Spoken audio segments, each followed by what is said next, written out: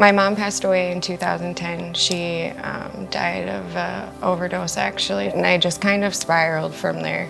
I was 19 when that happened. Got into bad relationships, and that's when I found drugs, and they just kind of took me on a bad path. We'll skip forward to 2020. That's when I finally had enough of the streets, and just it was time for me to get my life right. I got into the right treatment program, and I've been sober since then. And so with that, I found Mothers First, and that's how I ended up finding solid ground, actually.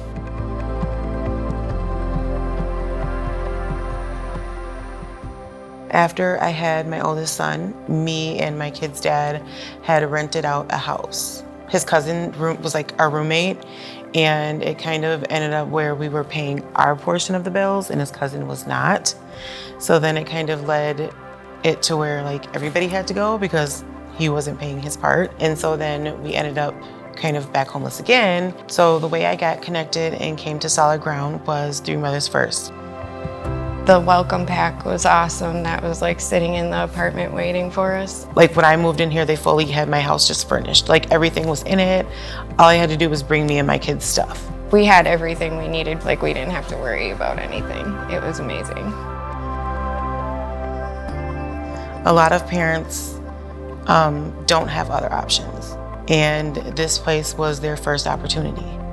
And so they count on this place to help them and guide them and to be there for them and to help them figure out where do I go from here. And they have housing navigators and everything. Like it's really great that they have all these different people that will help with those different things. So at Solid Ground, we provide services kind of on a continuum. We've been fortunate enough to have funding to help families from if they owe past due rent, so prevention assistance, all the way through permanent supportive housing. And through all of those different type of programs, all the families still get access to that wraparound holistic services, which could be getting connected to community resources or having a family advocate, housing navigator, or children's services specialist. They never want to see a mother with kids kind of be bouncing around from place to place. They want you to have a steady foundation. For me, it feels nice to be on the permanent side and not have to worry about, well, in 2 years, I gotta find another place to go. Without that housing stability, I wouldn't be able to be successful in my other areas of life, with schooling my kids. It's what made my family finally see a change in me. It really took that struggle away, honestly.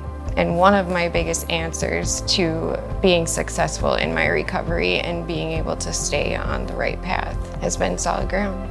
I've grown so much mentally being here and having the help and this foundation that it's set me up for now I feel comfortable leaving, and I know when I leave and I find another place, I'll be okay. I'm not gonna feel like I'm not gonna be able to make it. I'm ready to take on the world, I feel like.